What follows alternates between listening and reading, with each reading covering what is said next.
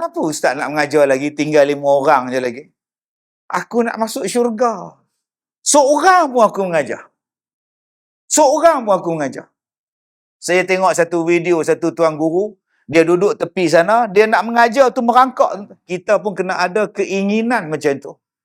Aku nak mati dalam keadaan aku menuntut ilmu, belajar. Sebab tu Nabi sebut syurga ni semua layak masuk. Kepada siapa?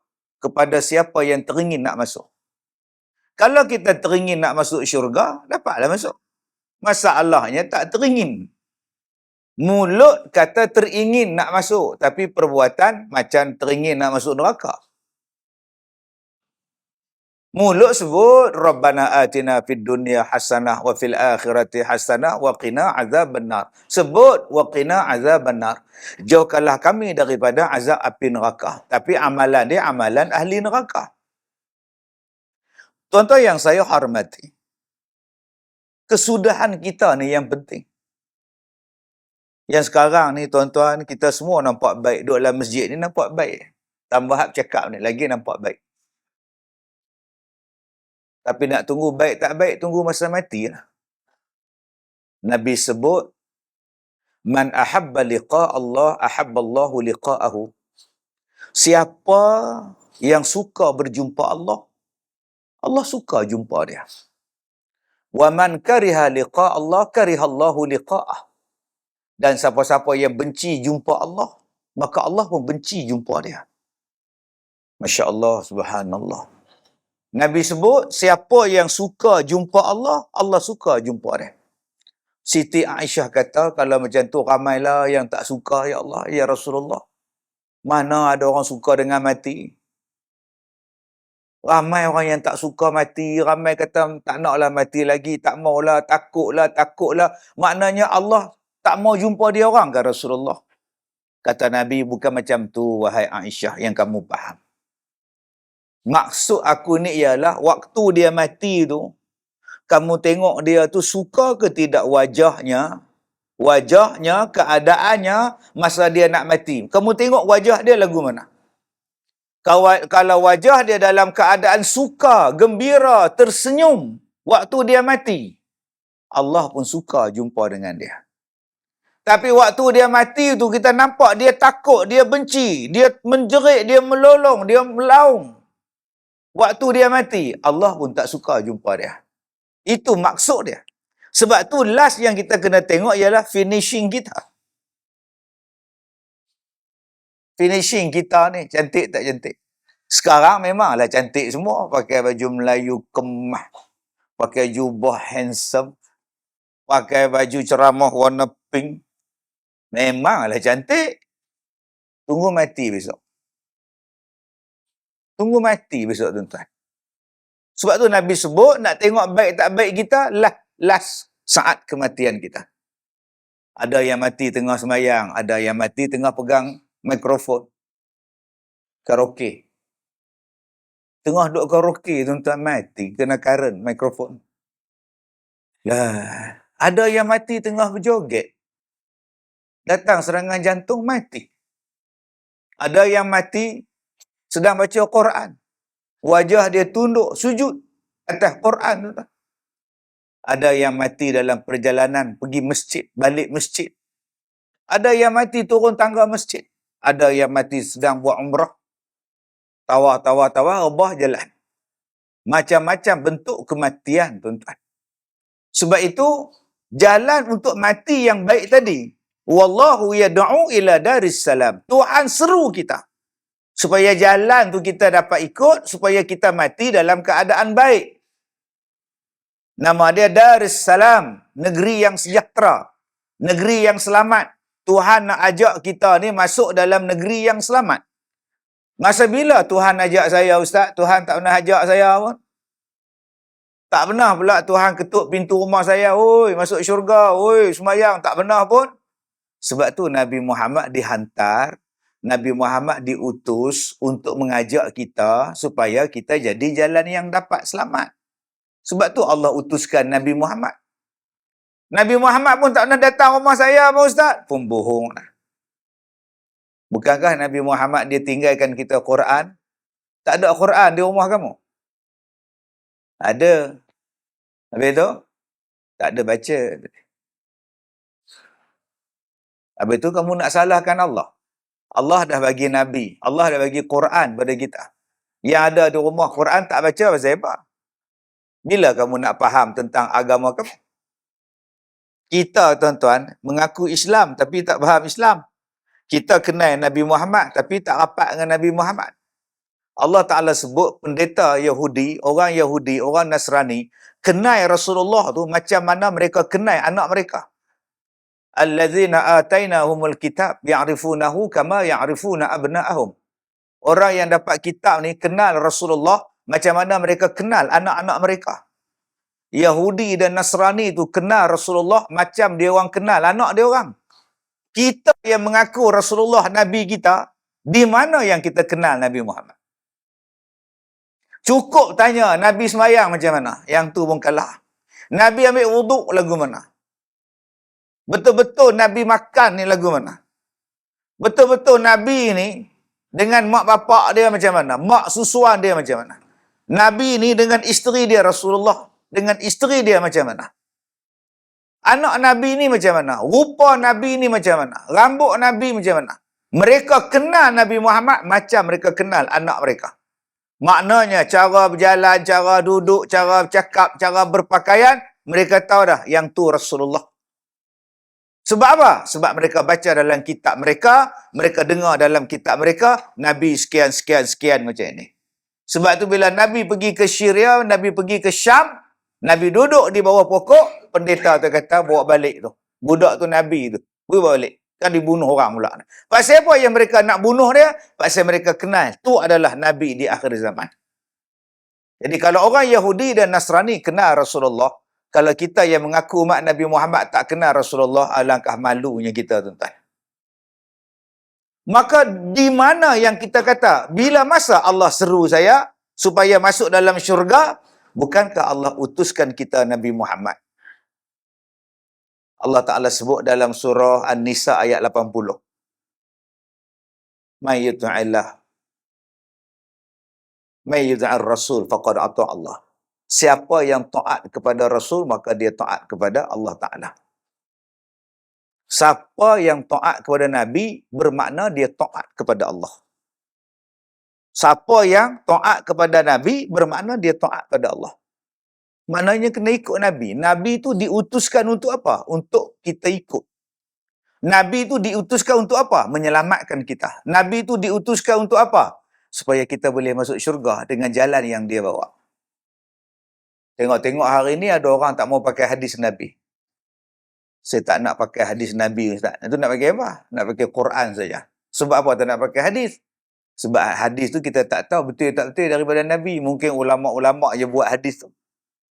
Mungkin hadis palsu dan sebagainya. Tapi Quran tak boleh dipalsukan. Maka saya nak pakai Quran saja, Ustaz. Hadis saya tak nak pakai. Neraka lah kamu. Kamu tak taat pada Allah. Bila masa saya tak taat pada Allah, saya taat pada Quran. Ya, dalam Quran juga sebut taat pada Rasul bermakna kau taat pada Allah. Bila kau tak taat pada Rasul, kau tak taat pada Allah. Kafir kau, neraka kau. Tuan-tuan yang saya hormati, dalam ayat ini Allah Ta'ala sebut wa yahdi man yasha'u ila siratim mustaqim. Dan Allah memberi petunjuk hidayahnya kepada sesiapa yang dikehendakinya menurut undang-undang peraturannya ke jalan yang betul, jalan yang lurus. Maka ramai orang kata, kenapa awak tak semayang? Allah tak bagi hidayah. Kenapa awak tak pergi haji lagi? Belum sampai seru. Kenapa awak minum arak? Allah tak bagi hidayah. Kenapa awak berzina? Allah yang bentuk saya untuk berzina. Saya tak ada apa. Saya ikut saja. Saya ikut. Follow the flow. Oh, follow the flow je dia kata. Masya Allah, tuan-tuan. I'm follow. Bukan saya yang mencuri ni, Ustaz. Allah yang menggerakkan hati saya untuk mencuri. Itu kenapa tak minum racun? Tu depan tu, gelas tu racun, minumlah. Tak boleh. Allah yang menggerakkan kau. Ini racun takkan saya nak minum. Habis tu yang kau berzina tadi pasal apa? Bukankah Allah melarang? Kenapa engkau mencuri? Bukankah Allah melarang? Kalau gitu engkau minumlah. Bila engkau mencuri, Allah yang gerakkan saya untuk mencuri. Saya tak semayang ni ustaz sebab Allah yang gerakkan dan dia tak bagi hidayah pada saya. Kalau begitu, depan tu ular. Ular tedung selak.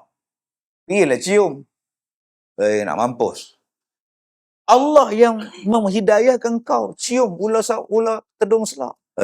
Tak boleh Ustaz. Tak boleh buat saya apa pula? Bukankah awak ada pilihan? Bukankah awak ada akal? Bukankah awak ada iman? Bukankah awak dah belajar? Yang ni haram, yang ni halal, yang ni haram. Kenapa yang awak ikut yang halal? Kenapa awak ikut yang haram? Sebab awak diberi hajar. Diberi didikan. Yang halal awak ikut, yang haram awak tolak. Siapa yang mengajarnya? Nabi Muhammad. Jadi jangan salahkan Allah. Allah tak bagi hidayah. Katanya Allah tak bagi hidayah, kata dia. Masya Allah. Ada orang bagi tahu, dia kata, Ustaz petua. Ya, kalau kita nak halau ular tedung selah daripada rumah, senang je. Ya, tuan-tuan boleh ambil bawang putih, potong halus-halus, ambil, letakkan dekat dengan hidung ular tu. InsyaAllah dia akan lari. Jadi mana faham, tak faham sudah tuan. Itu petua orang lah. Cara-cara nak memindahkan kita ke alam barzah dengan lebih cepat sekali. Jangan duk buat pula.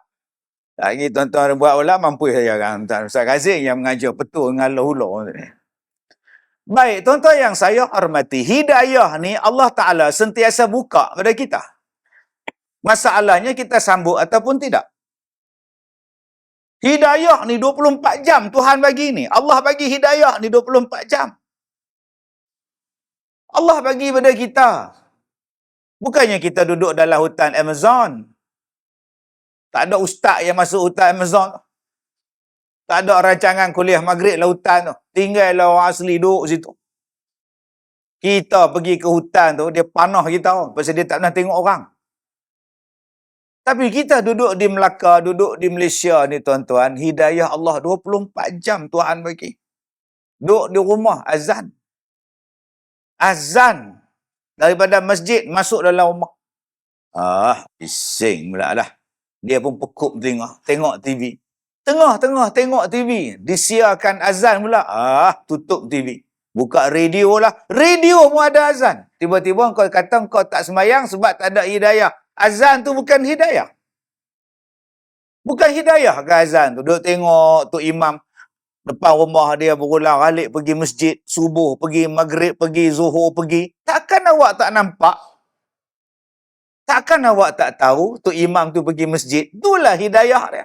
Aku je tak ke masjid. Imam ni ke masjid. Aku tak pernah ke masjid. Kenapa aku tak pernah ke masjid? Tuhan tak bagi hidayah pada aku.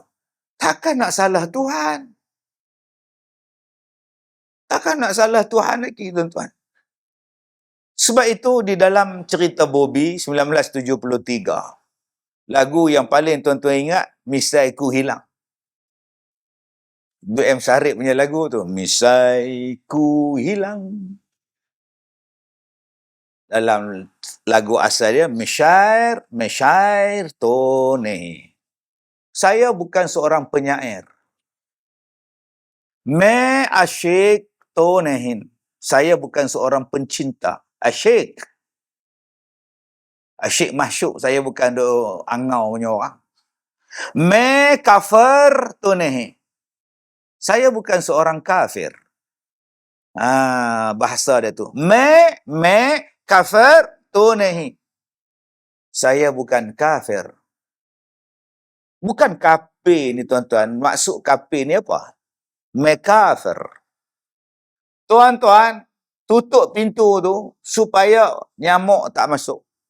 Tuan-tuan tutup tingkap tu supaya agas-agas tak masuk. Tuan-tuan tutup pintu tu supaya orang tak nampak kita dan kita pun tak nampak orang. Menutup tu nama dia kafir, nama dia. Asal daripada perkataan kafir.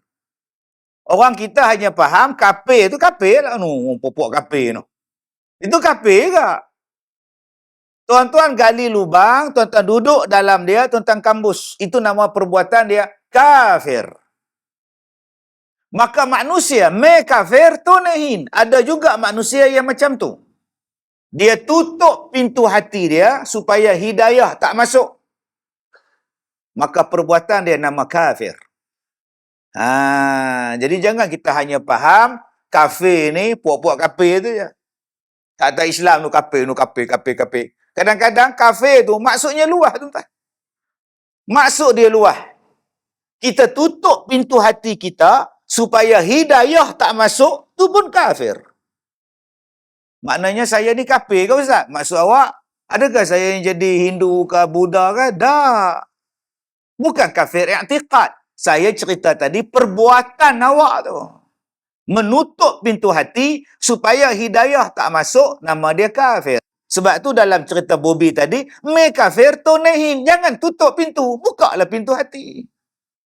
Kalau awak nak mencintai saya, kalau saya nak mencintai awak, bukalah pintu hati. Me kafir tonehin. Saya takkan tutup pintu hati saya. Oh, baru faham lagu Hindustan. Kita duk menyanyi je. Tapi faham tak? Duk Misyaitun Nahim, nak tanpa makna dia. Mana aku tahu. Sebab tu tuan-tuan, kalau kita nak hidayah masuk, bukalah pintu. Perbuatan awak menutup pintu tu, nama dia kafir. Awak dah tutup pintu hati awak. Janganlah begitu. Kenapa awak tak dapat hidayah? Awak tak buka pintu hati awak. Bila kuliah maghrib di masjid, awak tak datang. Kenapa tak datang kuliah? Dia orang bukan belajar, dia orang ngumpat. Awak duduk di rumah main TikTok. Adakah hidayah datang dalam TikTok? Hari Jumaat, dengar khutbah, awak datang last kali. Itu pun duduk dalam kereta. Bila khutbah kedua, baru masuk. Awak tak dengar hidayah. Ceramah khutbah pada tu imam. Awak tutup pintu hati awak. Ayah, jomlah masuk dalam masjid, dengar khutbah. Jangan bercakap waktu khatib khutbah. Sia-sia pahala dia. Kepala otak dia, tuan. Yang dia bercakap tu apa? Bila masa dia masuk dalam masjid, Barakallahu li walakum bil Quranil azim. Jom, udah nak habis kita dia. Dia masuk. Bila masa hidayah nak datang, tuan? Waktu sekolah dulu diberi pilihan. Ambil mata pelajaran lukisan ke ambil mata pelajaran agama? Ambil lukisan lah. Agama payah nak hafaz. Saya duk ingat lagi, tuan-tuan, waktu saya tingkatan 5, tingkatan 4. Saya boleh pilih pula nak mata pelajaran agama ke nak mata pelajaran lukisan. Berapa ramai kawan-kawan kita yang ambil subjek lukisan? Periksa SPM. Kemudian kita kata, saya tak tahu langsung Ustaz. Memang tak tahulah, hang kafir. Ustaz tampar Ustaz kan? Kenapa nak tampar saya pula? Ustaz kata saya kafir. Bukan awak kafir harbi, kafir murakab, bukan. Perbuatan awak memilih benda itu, awak dah menutup pintu hati awak. Supaya hidayah tak masuk. Menutup pintu hati itu nama dia kafir. Bukannya awak jadi kafir. Sebut bodoh kan marah pula. Tak faham-faham, tuan-tuan. Perbuatan dia itu. Masya Allah. Sekarang ni nak dapatkan hidayah, jangan jadi kafir. Buka pintu. Belajar. Tuntut ilmu. Karena salah satu hidayah datangnya daripada majlis ilmu. Ada juga yang hidayah Allah Ta'ala bagi, dia tengok orang. Ada yang dapat hidayah, terbuka pintu hati dia, dia koma. Dalam dia koma tu, dia nampak macam-macam benda yang menakutkan dia. Dia sedar daripada tidur koma, dia insaf. Ada orang yang dapat hidayah bila dia aksiden. Tersangkut. Berjam-jam bomba nak keluarkan dia daripada lori kereta yang tersangkut. Waktu itu dia kata, tak ada siapa yang boleh selamatkan aku. Kalau aku diselamatkan olehmu, ya Allah, aku berjanji aku jadi hamba yang taat padamu, ya Allah. Allah selamatkan dia. Dia dapat hidayah. Sekarang jadi orang baik dia. Ada orang yang dapat hidayah sebab dia terbuka pintu hati. Ikut cakap mak dia, kahwin dengan satu ustazah. Daripada kutu, tuan-tuan, pergi menikah dengan ustazah. Sekarang dia dah jadi ustaz lah. Macam mana engkau? Dulu engkau kutu kampung, kutu pekan. Sekarang kau jadi imam di masjid. Allah berkat hidayah Allah. Allah bagi aku jodoh dengan isteri aku. Isteri akulah yang bimbing aku. Masya Allah. Tu yang aku boleh jadi imam ni, alhamdulillah. Dan dialah yang ajar aku Quran, dialah yang ajar aku fiqh semua. Alhamdulillah. Mula-mula dulu aku tak boleh jadi imam, dialah yang jadi imam, aku makmum. Oh. Dengan isteri kau pun sesat sekali ni. Mana kau jumpa ustazah mana pula ni? Tuan-tuan yang saya hormati, Allah Ta'ala kata, jom kita buka pintu hati. Supaya apa? Supaya awak dapat jalan yang lurus. Selagi mana kita tak mau buka pintu hati, tak mau, selagi itulah hidayah tak sampai pada kita. Biarlah kita buka pintu hati dengan lapang, maka lapanglah hidayah tu sampai pada kita. Ayat yang ke-25, surah Yunus, juzuk yang ke-11. Ayat 26. Lillazina ahsanul husna wa ziyadah. Tu dia. Lillazina, untuk, kepada, lillazina, kepada orang-orang yang ahsanul husna, yang melakukan amalan yang terbaik. Yang terbaik, amalan yang baik, amalan yang menjadikan dia melakukan kebaikan. Nama dia apa? Namanya ialah ahsanul husna. Amalan yang dia buat itu ialah amalan yang baik. Daripada amalan yang baik itu, Allah kurniakan dia pula kebaikan. Berganda-ganda pula. Dan kata Allah, wa ziyadah. Dan dia melakukan amalan extraordinary. Wa ziyadah maknanya amalan tambahan. Asal perkataan zid. Zid ni maknanya tambah. Kita ni, air ni, ada air. Kita pun minum. Tinggal separuh. Kita pun kata dekat toki kedai tu, zid. Dia main tambah. Tu nama dia zid, tambah. Jadi malam ni dapat zid sudah. Abang pergi ceramah Ustaz Kazim dapat pelajaran apa? Zid. Cukup lah. Kalau zid pun tak dapat, aku zid mulut hang cikgu. Zid maknanya tambah. Zid tambah. Kita duk makan nasi Arab, Tuan Arab Yaman pula ada. Syekh, zid. Alhamdulillah. Muhammad, zid. Dia main tambah. Satu periuk dia main tambah. Zid tu makna dia apa? Ziyadah. Kata Allah, lilladzina ahsanul husna. Orang yang melakukan amal kebajikan, dan amal kebajikan yang dia buat tu pula yang terbaik. Subhanallah. Macam tadi ya. Kita datang daripada rumah. Masuk maghrib pukul 7.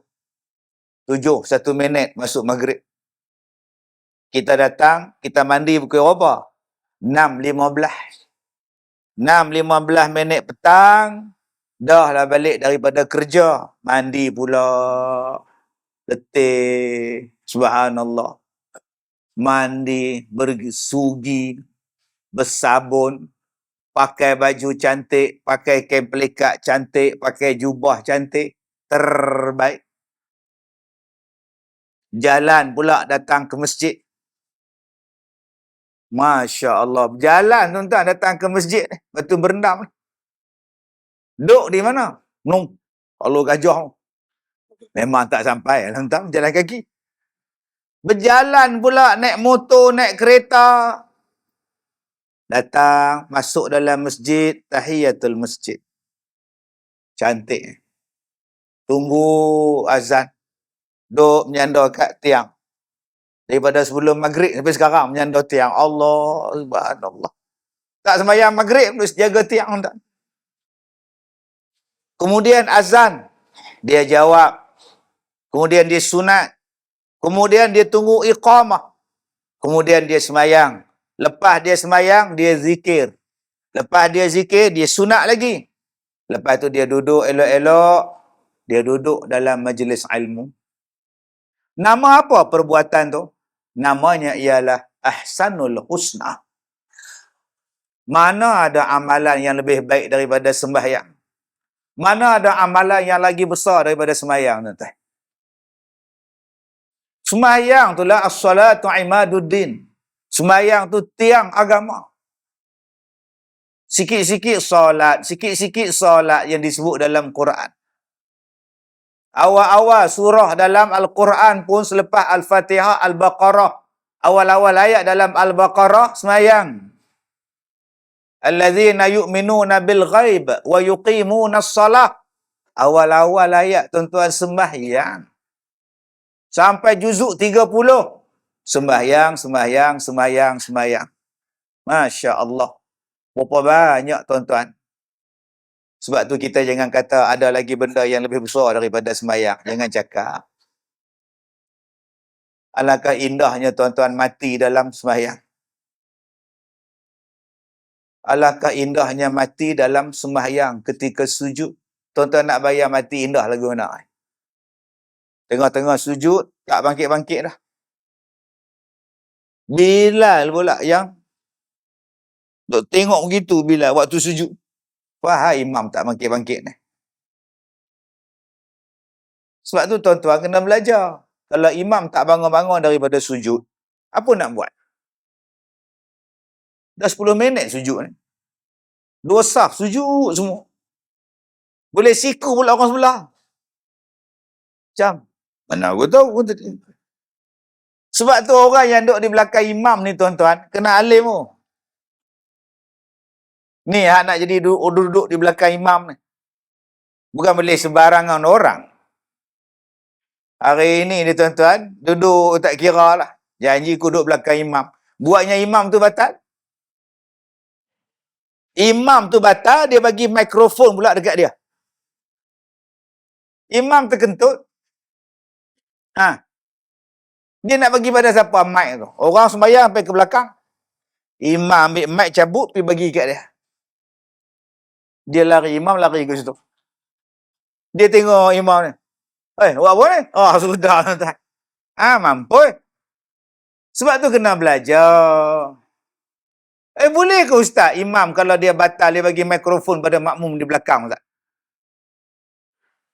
Kalau dia tak ada mikrofon ustaz, boleh dia sebut nama? Haji Dolah ganti.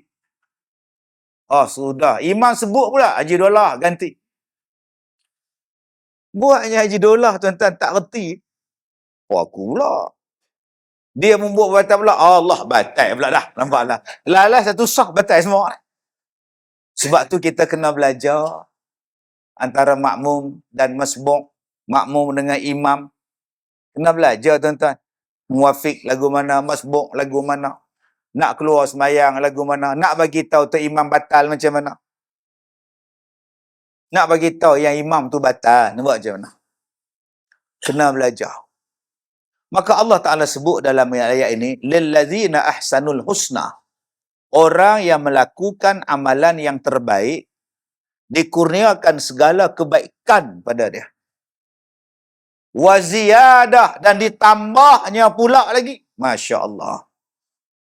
Lepas habis kuliah, tuan-tuan buat tambahan lagi. Buat apa? Sebelum tidur, sembahyang witir.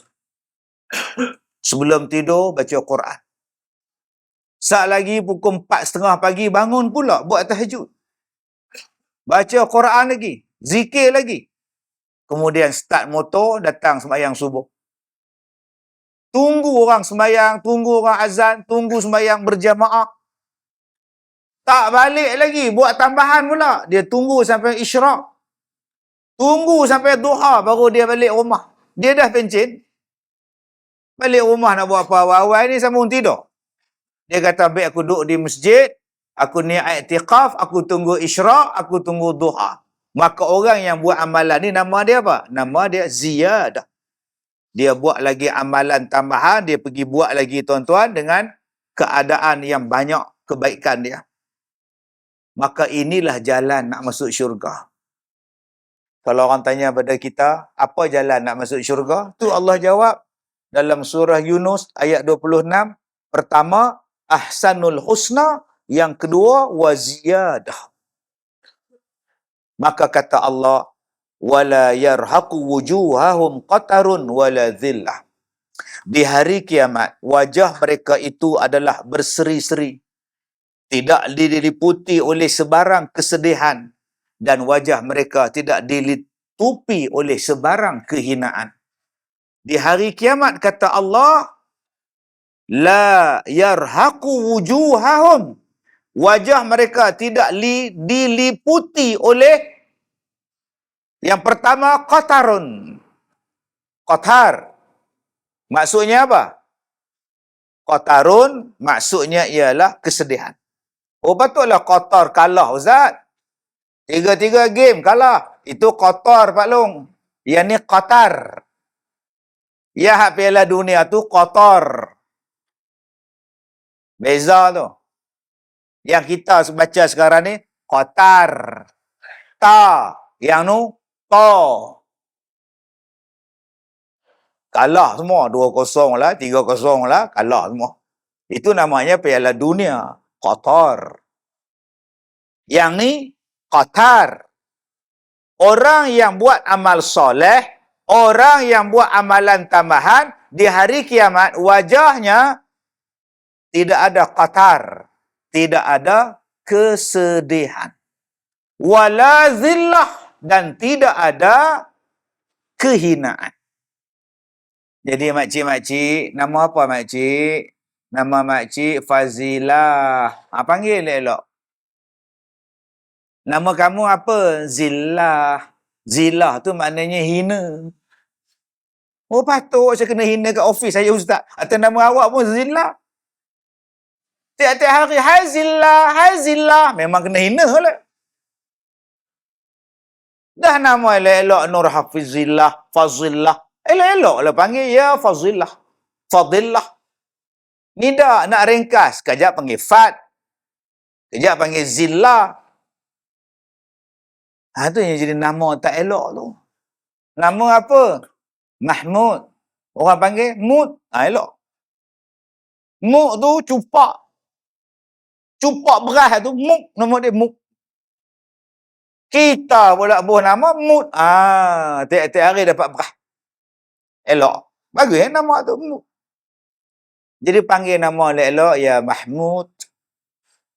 Ya Muhammad. Panggil elok. Ya Hafiz. Ya Hafizuddin. Ya Nufazillah. Jangan panggil ringkas-ringkas. Zillah tu maknanya ialah kehinaan. Baik, dalam ayat ini Allah Ta'ala sebut orang yang beriman, yang melakukan amal soleh dan buat amalan tambahan pula, mereka tidak akan, wajah mereka tidak ditutup dengan kehinaan, tidak ditutup dengan perkara yang menyedihkan. Dan mereka adalah ahli syurga, hum fiha khalidun, mereka kekal dalam syurga.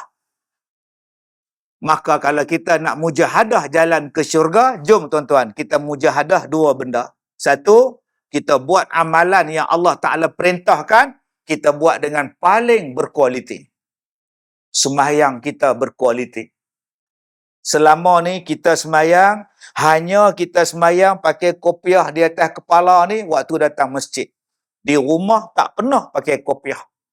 Mulai malam ni, aku nak letak kopiah aku nak letak ketayap aku nak letak songkok aku. Asyik aku nak sembahyang je, aku pakai kopiah. Supaya kepala aku bertutup tiap-tiap kali aku sembahyang.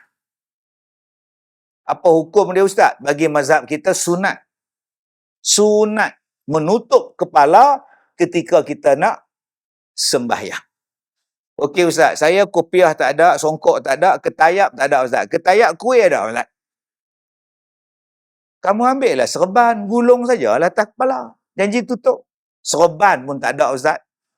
Kain tuala pun boleh, kain tuala. Janji tutup je. Saya mandi pun tak pernah Ustaz kain tuala apa. Oh jah. Ni duduk di hutan ke duduk di mana Ustaz? Janji hang tutup je. Kita semayang dengan terbaik. Selama ni kita tak pernah baca sunat-sunat. Mulai hari ni aku nak baca Allahu Akbar kabira walhamdulillahi katsira. Hak segala sunat aku buat. Aku tak mau lagi berpahaman. Sunat je, tak buat. Tak ada apa. Buat dapat pahala. Sunat je. Aku tak mau pahaman macam tu. Mulai hari ni sunat aku nak faham. Kalau aku buat, dapat pahala. Kalau aku tak buat, rugi. Baru kita jadi semangat. Abang tak masuk ke duit dalam tabung masjid? Allah, benda sunat. Takut sunat je pun. Sebab tu dia tak masuk. Cuba dia ingat, kalau aku masuk tabung duit, benda tu sunat, aku dapat pahala. Kalau aku tak masuk, rugi kau tak masuk. Jom tuan-tuan kita ubah pemahaman sunat tu. Selagi mana kita duk pegang sunat je, selama itulah kita tidak ada ziyadah. Semayang tidak ada ziyadah, semayang tidak ada ahsanul husna. Husna tu tak ada, ahsan saja ada. Sebelum kita bangun daripada semayang, kita zikir dulu. Zikir dulu. Supaya semayang kita ni ditutup dengan cantik. Kita kalau buat kenduri kahwin pun tuan-tuan, selepas orang makan kenduri, kita bagi dekat dia goodies, kita bagi dekat dia beg. Jarang tuan-tuan orang balik datang kenduri, okey mak, terima kasih mak, balik dulu. Okey, bye-bye. Jarang tuan-tuan.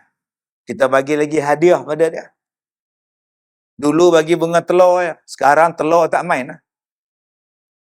Sekarang kicap. Saya penceramah di Kedah, kicap dia bagi. Oh, satu botol kicap. Orang kita punya.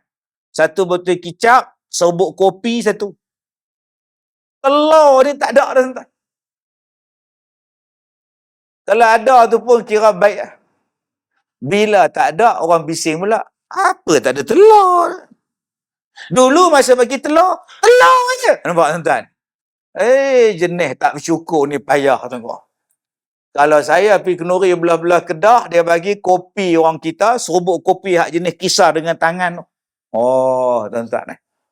Dia bagi pula toyu. Toyu tu kicap. Dia bagi sos cili. Buat balik. Masya Allah.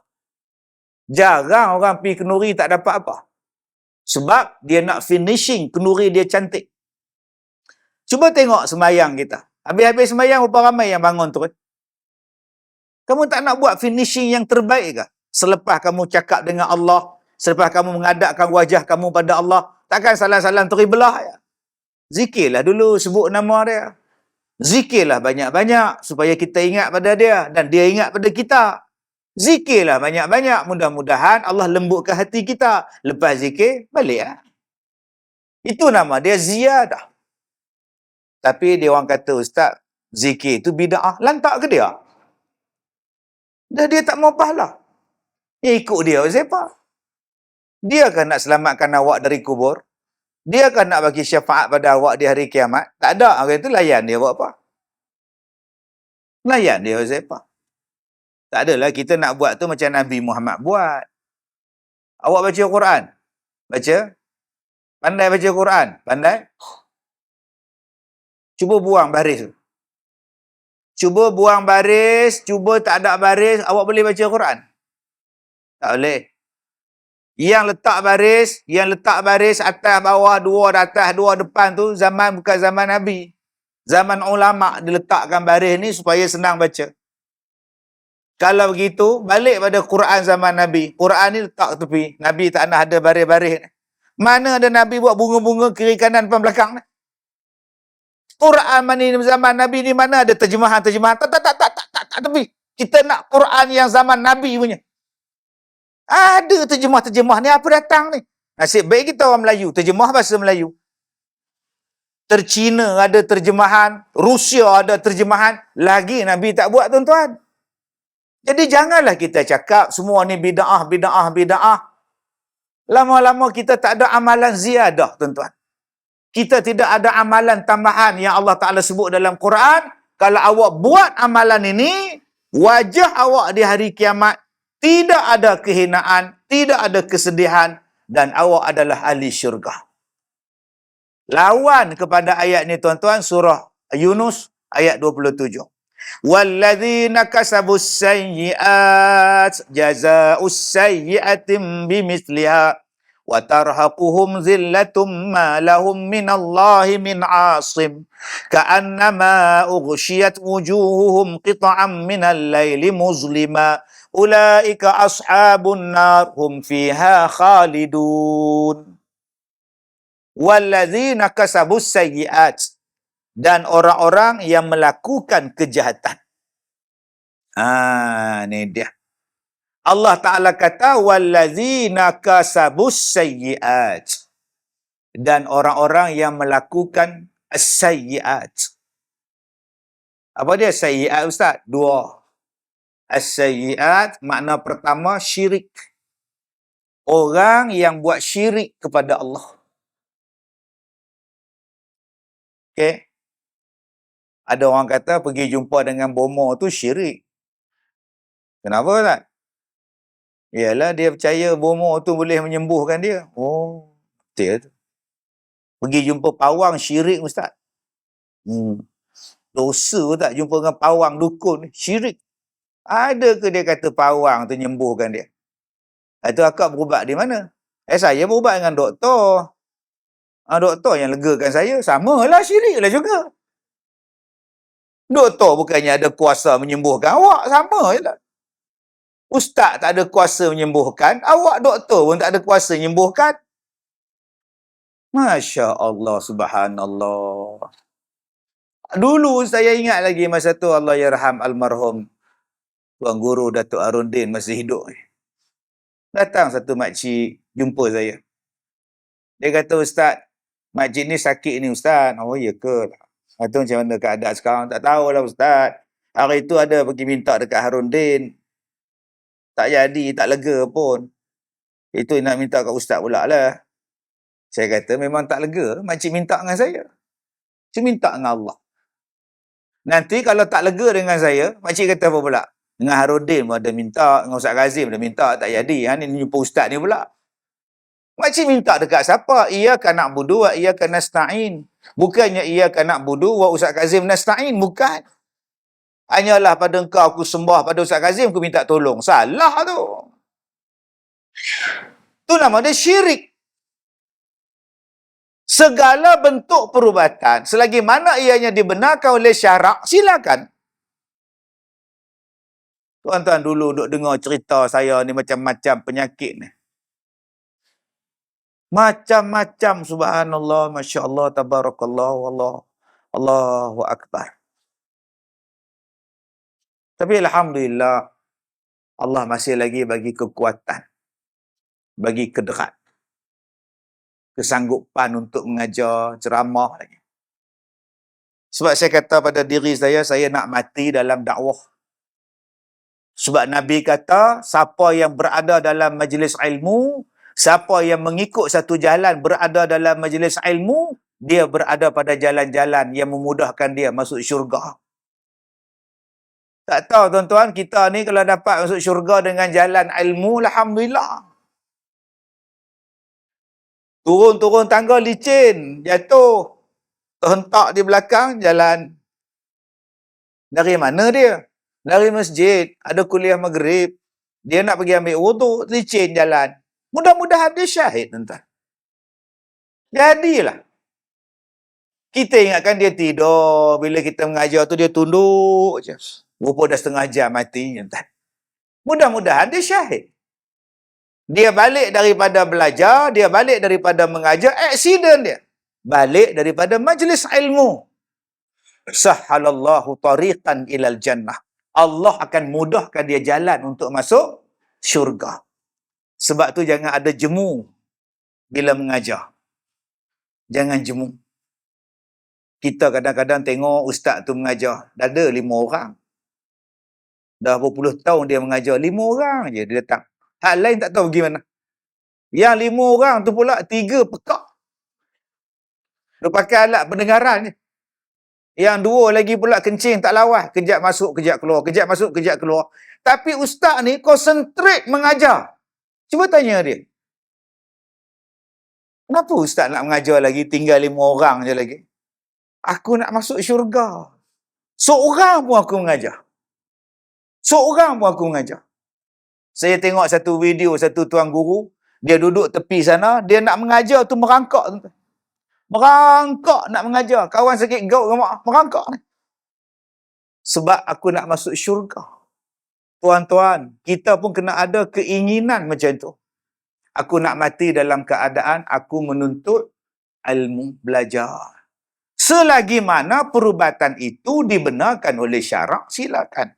Baik perawatan moden, baik perawatan sunnah, baik perawatan herba. Doktor, jangan salahkan herba. Orang dulu-dulu sakit, mana ada doktor? Zaman hang tua, hang jebat. Ada doktor zaman tu? Ada hospital. Mereka merawat menggunakan herba. Sebab saya tengok dalam video tadi satu doktor. Kalau datang pesakit, takkan saya nak rebus akar kayu. Jangan kau hina dia. Akar kayu itulah yang melahirkan kau, mak bapak kau beranak dulu. Akar kayu itulah Tok Bidan buat. Mak kau nak bersalin ke, mak kau nak kecutkan rahim ke, akar kayu itulah Tok Bidan buat. Mari moden kita hentam orang lama-lama pula. Jangan macam itu. Dan kita pula pun janganlah hentam perawatan moden pula. Moden cara moden. Perawatan tradisional cara tradisional. Doa tu pun perawatan. Sebab itu ada orang bila sakit, dia tak pergi hospital. Dan dia tak merawat pun, dia doa. Bila kita tanya dia, Tuan, tak makan ubat? Allah yang bagi penyakit. Buat apa nak makan ubat? Allah bagi tu Allah tahulah. Biarlah dia. Besok datang ziarah lagi, tak makan ubat ke? Allah yang bagi penyakit, dialah yang menyembuhkan penyakit. Mintalah pada Allah. Balik kita, tuan-tuan. Mana zuhud punya orang ni, tuan-tuan? Zuhud punya orang. Ada orang yang makan ubat. Makan ubat itu ikhtiar. Silakan. Tapi janganlah kutuk mengutuk. Jangan. Yang ni janganlah kutuk. Janganlah kita kata pula. Misalnya, awak ni dapat penyakit ni, pasal awak makan benda haram. Sebab tu awak dapat kencing manis. Jangan macam tu. Bawa tenanglah. Siapalah kita. Dan jangan kita kutuk perawatan sunnah. Saya itu tekak dengan satu doktor pasal Habatus Sauda. Habatus Sauda tu hadis Nabi. Hadis Nabi, tuan-tuan. Orang putih pun percaya pada Habatus Sauda, awak orang Melayu tak percaya. Jangan jadi syirik pada Allah ni, sayyiat ni. Oh, banyak tuan-tuan makna syirik ni. Baik syirik jelas, baik syirik yang tersembunyi. Kalau saya tak datang di masjid ni Ustaz subuh-subuh, tak ada siapa yang sembahyang subuh Ustaz. Nasib baik saya lah yang sembahyangnya. Itu nama dia syirik lah. Nama dia riak. Alah harap orang lain, penting ke lah. Saya yang buka tingkap semua ni. Kalau tak ada gelap masjid kita Ustaz. Amboi. Itu namanya riak. Syirik juga tu. Syirik yang tersembunyi. Orang dulu-dulu tuan-tuan, dia fikir panjang jauh ke hadapan. Sebab itu orang perempuan dulu-dulu kalau dia semayang, dia pakai putih supaya menjaga hati. Orang sekarang ni bagus. Advantage lagi. Bukan advance je. Maka bila dia macam-macam telekung sekarang, kadang-kadang hati kita jadi kod lain.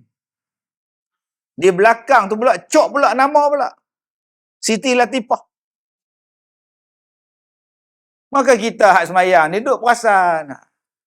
Tak ada 200. Jangan sentuh lah telekung ni. Yang di belakang dia pun tak khusyuk juga. Duduk tengok Siti Latifah. Oi, mahal ni. Apa rasa dia panas ke? Nampak tak? Tak khusyuk tuan-tuan. Imam rukuk dia duduk tegak lagi tengok. Oh, nampak tuan-tuan. Sebab tu orang dulu-dulu semayang simple. Jubah putih semua. Telekung putih semua. Tak ada siapa nak riak. Sama semua. Belakang pun relax, semayang pun relax. Sebab sama je. Tuan-tuan yang saya hormati. Yang keduanya, apa makna sayyiat? Dosa. Maksiat. Orang-orang yang melakukan maksiat. Kalau kita buka dalam kitab-kitab, misalnya penawar bagi hati. Yang kita duk jaga sangat ialah maksiat zahir. Mencuri, merompak, membunuh, berzina, meliwat, menipu. Tapi manusia jarang menjaga maksiat batin. Maksiat dalaman. Yang ni yang manusia jarang jaga. Dia sembahyang tu, Allahu Akbar. Sembahyang Jumaat, pukul 12.45 dia sembahyang sunat. Di tengah-tengah ramai orang ni, dia masuk-masuk, Allahu Akbar. Mesti dia orang tengok aku. Bismillahirrahmanirrahim. Yang ni lah maksiat batin tu. Dia tengok satu anak muda masuk dalam masjid, dia tengok. Kamu jalan pula tabung masjid tu. Puak-puak ni datang ke nak sembahyang, mencuri ni. Dalam hati duk cakap. Sebab tu tuan-tuan, adakah berdosa benda hak dalam hati ni? Ada benda berdosa dan ada benda yang tak berdosa. Ulama kata kalau kau mengumpat dalam hati, samalah macam kau mengumpat di luar. Sama je. Duk tengok dia ngumpat, duk tengok Ustaz Kazim. Daripada pukul 8 tadi sampai pukul 8.27, ngumpat tak habis-habis. Ustaz ni kejap tanding, kejap tak tanding. Duk ngumpat. Apa punya ustaz boleh pakai punya ustaz ni? Itu tuan-tuan, itu ngumpat. Sebab kau biarkan lama kau berada dalam umpatan tu. Walaupun tak bercakap. Yang tak berdosa tu macam mana? Yang tak berdosa tu macam mana? Terlepas. Naik kereta, saya parking kereta hujung. Tuan-tuan pun yang naik motor, parkinglah jauh-jauh sikit nak masuk kereta saja pun tak boleh tuan-tuan. Allah parking hujung. Saya berjalan tadi tuan-tuan. Jalan tadi ada orang naik kereta. Dia tengok saya. Tengok tu sekali imbas. Ustaz yang tak tanding tu. Yang tu tak jadi apa. Dia pun terus jalan tuan-tuan. Itu dipanggil lintasan hati. Lintasan hati tak apa. Dimaafkan selagi mana kau tak lafazkan.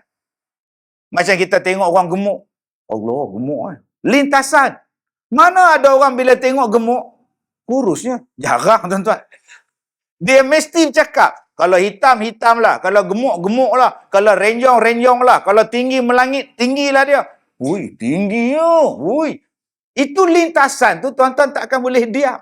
Mana ada tuan-tuan diam bila tengok orang? Takkan diam. Tuan-tuan tengok suami dia rendah. 5 kaki je. Isteri dia 5 kaki 9. Sama tinggi dengan Ronaldo. Ui, tinggi gila. Macam mana dia dapat? Itu nama dia lintasan.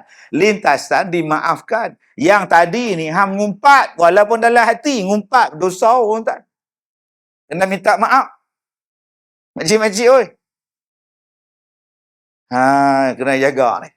Siapa yang buat benda-benda macam ni kata Allah di hari kiamat, kata Allah jaza'u bimithlihi. Jaza'u sayyi'atin bimithliha. Mereka akan dapat pembalasan setimpal macam mana yang mereka buat dalam dunia, wa tarhaquhum zillah, dan akan diliputi kehinaan, ma lahum minallahi min asim. Tiadalah bagi mereka pelindung daripada siksaan Allah. Ka'annaha ughsyiyat wujuhum qita'an minal laili muzlimah. Dan wajah mereka akan menjadi gelap gelita seperti mana potongan malam yang gelap. Mereka adalah ahli neraka dan mereka kekal di dalam neraka. Baik. Recap balik. 1. Cuba tuan-tuan tengok ayat 26, ayat 27. Cerita tentang ahli syurga, pendek je ayat dah. Kalau tuan-tuan buka dalam Quran, 2 baris. Cerita tentang ahli neraka, panjang, 4 baris. Cuba tuan-tuan fikir. Cerita tentang ahli syurga ni punya perangai ni, Allah turunkan 2 ayat dalam ayat ni. Sebelah-sebelah ya. Cerita tentang ahli neraka, 4 baris.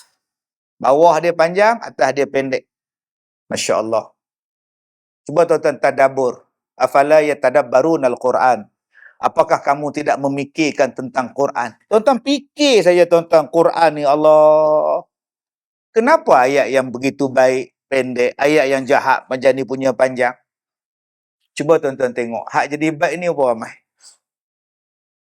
Yang nak buat kuliah maghrib ni, kita buat kuliah maghrib ya. Malam ni jangan tengoklah ceramah perdana. Tah bila saya nak datang lagi tak tahu dah.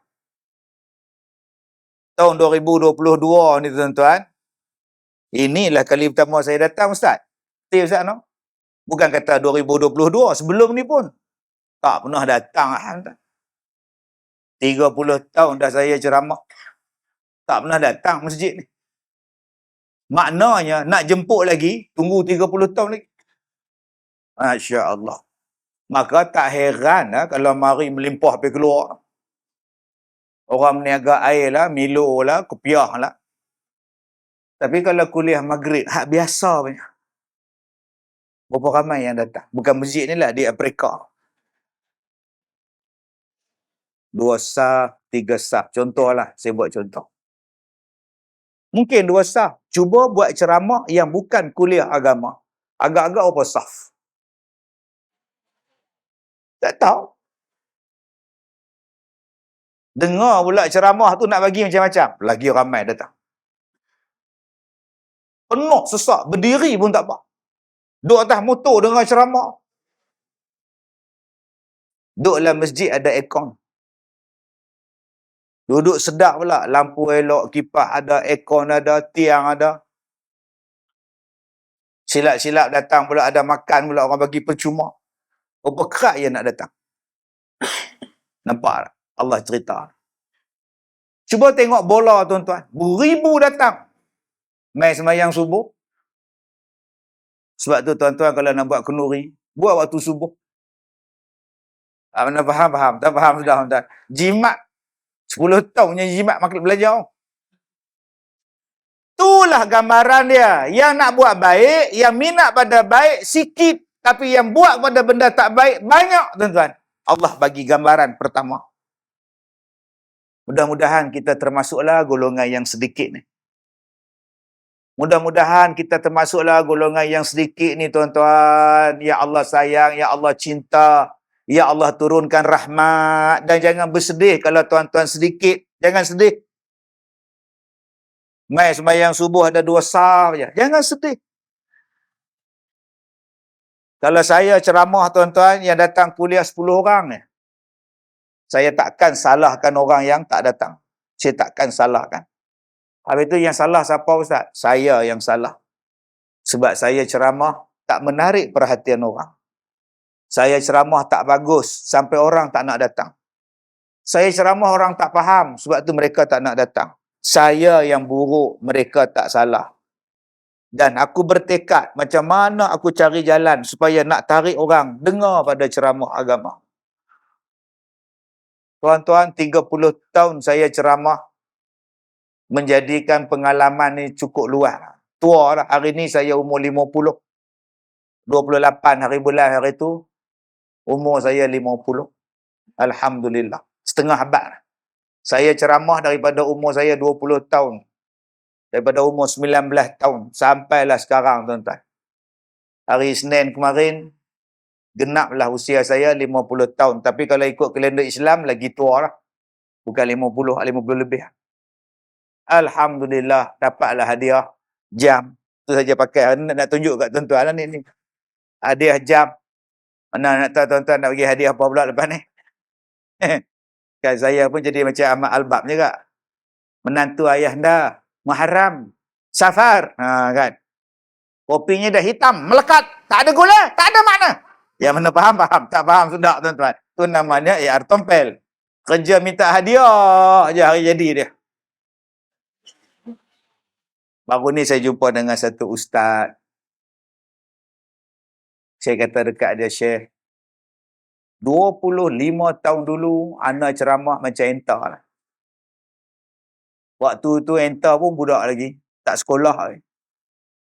Ana ceramah ni garang gila. Kalau entah garang, ana lagi garang. Kesudahan dia apa? Kesudahan dia ana sakit jantung. Jadi kalau entah tak nak sakit jantung, slow sikit ceramah. Yang kedua, ceramah saya hanya dihadiri oleh orang yang sepaham dengan saya. Sebab bila saya ceramah, ada orang bisik kat belakang. Ustaz, ayo Ustaz, follow Ustaz, tibai Ustaz. Takkan orang nak datang untuk ditibai. Tobat lahum dia tak datang. Akhirnya yang datang, yang seronok saya tiba orang. Kalau enta nak jadi penceramah yang bagus, buang sikap yang ada pada anak. Kerja nak balun orang. Lama-lama, saya mula ubah cara berkuliah. Cara berceramah. Saya berceramah bagi orang suka. Saya berceramah memahamkan orang tentang agama. Saya berceramah menjadikan orang nak amalkan agama. Saya berceramah supaya orang seronok dan nampak Islam tu menyeronokkan. Lama-lama tuan-tuan, ceramah kita tak boleh buat dalam masjid, kena buat di padang. Kena buat di stadium. Lama-lama ceramah kita boleh masuk dalam televisyen. Lama-lama ceramah kita ni sampai keluar negara. Kalau enta nak ceramah enta ini supaya orang kenal Islam, kenal Allah Ta'ala dengan penuh kasih sayang, ubahlah cara. Mai 2-3 pula orang ustaz ni lepas pilihan raya baru ni, mai pula ustaz. Kami dah nampak dah apa yang ustaz sebut dulu. Kami pun nak ubah penampilan ustaz. Nak ubah penampilan macam mana? Nak pakai baju batik macam saya kan? Dia orang tanya saya, kenapa ustaz dulu ceramah pakai jubah? Kenapa sekarang tak pakai jubah, pakai seluar, pakai baju batik? Saya kata sebab saya nak lari senang. Habis-habis ceramah, saya nak lari. Kalau saya pakai jubah, nak selak payah. Sebab orang duk hambat saya. Orang nak salam, orang nak ambil gambar. Ceramah 45 minit, ambil gambar setengah jam. Setengah jam tu saya sampai tol lah. Sebab tu saya pakai jubah. Saya berlari senang. Habis-habis sembahyang, ustaz mana? Tak ada lari kat situ. Sebab tu. Bukan sebab apa pun. Ubah cara. Cuba tuan-tuan tengok di sini. Kalau jadi sesuatu benda yang tak elok, bukan salah orang. Salah aku. Allah Ta'ala uji saya macam-macam. Bukan salah orang, salah saya. Mungkin saya ceramah menyakitkan hati. Mungkin saya ni buat satu benda yang tak elok. Allah Ta'ala bagi macam-macam. Nanti kalau keluar filem saya, tuan-tuan tengoklah. Apa yang jadi pada saya. Cuma saya tak tahu bila filem ni nak keluar. Tak keluar-keluar dah, tuan-tuan. Tengok. Saya baru ni, saya bagi hadiah sebagai tanda terima kasih pada orang yang sokong saya, yang bagi main kuliah dengan saya. Saya bagi dekat dia orang mak ni lebih kurang. Ni ada bunga. Saya bagi tu tulisan, selamat ulang tahun Ustaz Kazim yang ke-50. Tanda ingatan tulus ikhlas. Siapa yang datang, saya bagi dekat dia flas air temus yang boleh simpan air panas 7-8 jam boleh simpan. Saya tulis tu pula, siap print lagi ni. Okey lagi. Sempena ulang tahun Ustaz Kazim. Siapa yang datang, saya bagi free kita. Bukan saya minta jam je. Dia pun bagi, alhamdulillah. Saya hari jadi saya pula, saya bagi ke orang pula. Bukan saya macam AR Tompel tu, minta garam lah, gula lah, anak anda, menantu ayah anda, anak anda, ayah anda, menantu ayah anda. Mai pula, hak tak bagi apa? Jubah Yahudi mabuk, mana kau pakai ni? Habis-habis tu, saya berehat, nak sembahyang zuhur. Mai orang ketuk pintu bilik. Ustaz, kami jumpa ni dalam beg Ustaz. Allah, ada lagi menatang ni. Tadi saya nak sembahyang maghrib tadi, pukul 6.45, duk tunggu masuk maghrib. Pegawai saya telefon, Ustaz, ada lagi Ustaz. Beg yang kedua. Dia berbubuh dalam beg tu tanah kubur, Ustaz. Sampai lagi ada, Ustaz. Tahun lepas, 24 September 2021. Saya lalu dekat laluan saya pergi mengajar tu, dekat sekolah saya. Habis, saya tengok satu kotak yang terbakar. Tinggal separuh. Saya pun jenguk. Saya tengok gambar saya dalam kotak tu dengan abu-abu semua. Saya membaca doa. Saya layan satu orang datang, saya kata kat pegawai saya, kau pergi uruskan, ada kotak belakang dewan tu, gambar saya, kena bakar, kau baca ayat ni, kau baca ayat ni. Tadi saya dah tawarkan dah. Tu sihir. Allahu Akbar. Sihir tu jadi juga. Main bengkak kaki saya. Kena operate kaki saya. Dan bila dia operate, darah tak ada, nanah tak ada, apa pun tak ada. Sebab tu orang tak percaya, Ustaz Kazim dia bukan pergi hospital. Takkan saya operate sendiri pun. Bodoh. Saya pergi hospital, saya jumpa pakar. Bila dibelah, darah tak ada, apa pun tak ada, dikorek. Saya tengok, dia mana korek apa? Sejak daripada itu, tuan-tuan, setahun Allah Ta'ala uji. Macam-macam benda Allah Ta'ala uji. 2. Allah sebut dalam ayat ni, tadi, yang baik pendek, yang jahat panjang. Yang baik sikit, yang jahat tu banyak dalam ayat ni. 2. Allah sebut, dua-dua ayat, satu benda. Dalam ayat 26 Allah sebut, dalam ayat 27 pun Allah Ta'ala sebut. Allah Ta'ala sebut apa? Allah Ta'ala sebut wajah. Wujuhahum. Wajah-wajah mereka. 2 ayat yang berbeza tapi sama perkataan dia. Wajah. Ayat 26 pun sebut wajah, ayat 27 pun sebut wajah. Wajah bahasa Arab. Bahasa kita muka. Oh, wajah tu bahasa Arab, Ustaz? Ya, bahasa Arab mangah. Oi. Kita cakap Arab lama lah, cuma tak perasan. Orang yang baik boleh dikenali pada wajah. Orang yang tak baik pun boleh dikenali pada wajah. Di mana Ustaz boleh dikenali? Adakah di dunia? Adakah di akhirat? Adakah wajah orang baik di dunia ni kita boleh kenal? Wajah orang jahat di dunia kita boleh kenal? Ataupun hanya di akhirat kita boleh kenal berdasarkan kepada wajah-wajah mereka? Yang ni panjang ni. Sebab Nabi ada sebut, tabassumuka an wajhi akhika laka sadaqah. Nabi ada sebut tentang wajah, tuan-tuan.